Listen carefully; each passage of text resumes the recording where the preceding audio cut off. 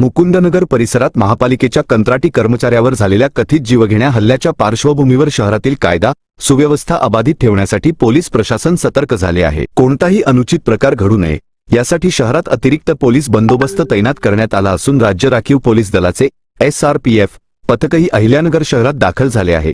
मुकुंदनगर परिसरात street light दुरुस्तीचे काम करत असताना कंत्राटी कर्मचारी धीरज परदेशी यांच्यावर काही जणांनी हल्ला केल्याचा आरोप आहे। या हल्ल्यात ते गंभीर जखमी झाले असून त्यांच्यावर खासगी रुग्णालयात उपचार सुरू आहेत। घटनेनंतर परिसरात तणावाचे वातावरण निर्माण झाल्याने पोलिसांनी खबरदारीच्या उपाययोजना सुरू केल्या आहेत। संवेदनशील भागांमध्ये अतिरिक्त पोलीस बंदोबस्त तैनात करण्यात आला असून पोलिसांकडून गस्तही वाढवण्यात आली आहे।